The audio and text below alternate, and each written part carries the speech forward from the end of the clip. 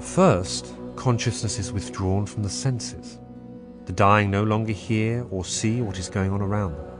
They are still conscious, but the light of consciousness has been withdrawn from the senses, here called the gates of the body. There are said to be 9 such gates: 2 eyes, 2 nostrils, 2 ears, the mouth, and the organs of generation and excretion. Sometimes 2 more are added: the navel and the sagittal suture, located at the top of the skull and called in Sanskrit Brahmarandhra, the aperture of Brahma. When the consciousness that is in the eye turns back, the dying person no longer sees any form. He is becoming one, they say. He does not see. He is becoming one, they say. He does not smell. He is becoming one, they say. He does not taste. He is becoming one, they say. He does not speak. He is becoming one, they say. He does not hear. He is becoming one, they say. He does not think, or touch, or know. The point of his heart lights up, and by that light the self departs, either through the eye, or the skull, or through some other door of the body. And when he departs, life departs. And when life departs, all other vital forces depart after it. He is conscious, and with consciousness he leaves the body. Then his knowledge and his works and his previous impressions go along with him.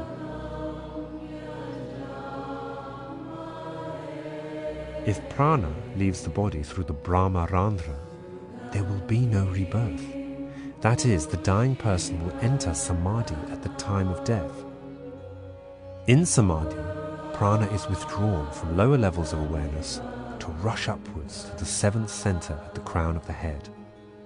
This is possible only for the yogi who has thoroughly mastered meditation and the control of prana. If prana exits through some other one of the 11 doors of the body, the Upanishads say the state of immortality will not be gained. When he departs from this body, he ascends with the rays of the sun, repeating the syllable Om. As soon as he thinks of it, he comes to the sun. That indeed is the door to the next world. Those who know enter. Those who do not know are stopped. There is a verse: 101 subtle tracks lead from the heart. One of these goes upwards to the crown of the head. Going up by it, he goes to eternal life. Others depart in various directions. Those who know this, who meditate upon truth with faith while living in the forest, go to the light, from light to day, from day to the fortnight of the moon's waxing, from the waxing fortnight to the 6 months of the sun's northern journey, from those 6 months to the world of the Devas, from the world of the Devas to the sun, from the sun to the lightning. Then a spirit approaches them and leads them to the world of Brahman. In that world they live for eternal ages. They do not return again. But those who conquer worlds through sacrifice, charity, and austerity pass into the smoke, from the smoke into the night, from the night into the fortnight of the waning moon, from the fortnight of the waning moon into the 6 months of the sun's southern journey, from there into the world of the ancestors, from the world of the ancestors into the moon, and from there to rebirth. My highest nature, the imperishable Brahman, gives every creature its existence and lives in every creature as Adhyatma. My action is creation and the bringing forth of creatures. The Adibhuta is the perishable body. The Adidaiva is Purusha, eternal spirit. The Adiyajna, the supreme sacrifice, is made to me as the Lord within you. Those who remember me at the time of death will come to me. Do not doubt this. Whatever occupies the mind at the time of death determines the destination of the dying. Always they will tend toward that state of being. Therefore, remember me at all times and fight on. With your heart and mind intent on me, you will surely come to me. When you make your mind one-pointed through regular practice of meditation, you will find the supreme glory of the Lord.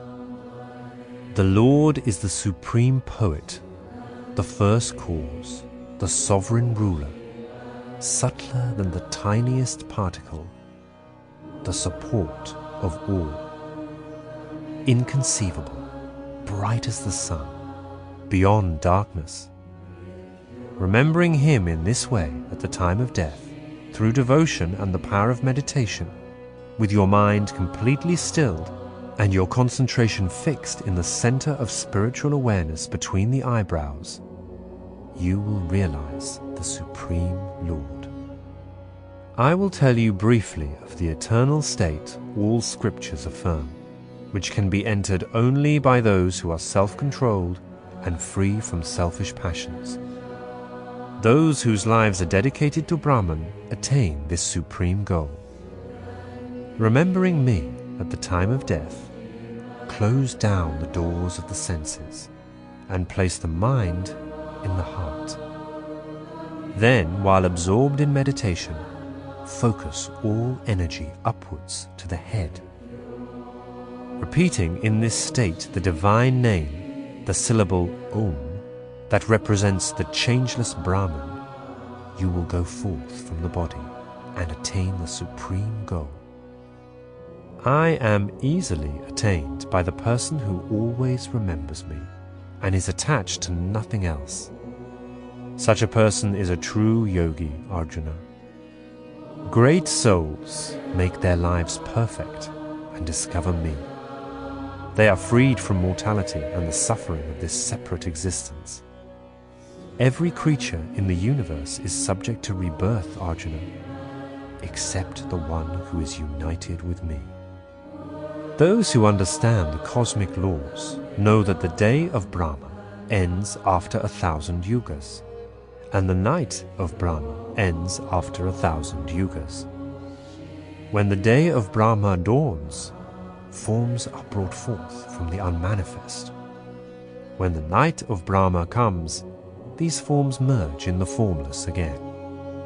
This multitude of beings is created and destroyed again and again in the succeeding days and nights of Brahma. But beyond this formless state, there is another, unmanifested reality, which is eternal and is not dissolved when the cosmos is destroyed. Those who realize life's supreme goal know that I am unmanifested and unchanging. Having come home to me, they never return to separate existence. This Supreme Lord, who pervades all existence, the true self of all creatures, may be realized through undivided love. There are two paths, Arjuna, which the soul may follow at the time of death. One leads to rebirth, and the other to liberation. The 6 months of the northern path of the sun, the path of light, of fire, of day, of the bright fortnight, leads knowers of Brahman to the supreme goal. The 6 months of the southern path of the sun, the path of smoke, of night, of the dark fortnight, leads other souls to the light of the moon and to rebirth.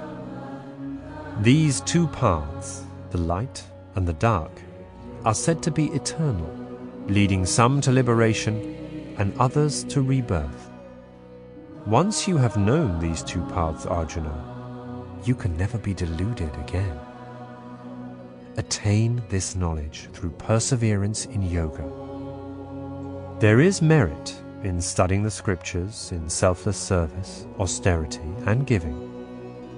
But the practice of meditation carries you beyond all these to the supreme abode of the highest Lord.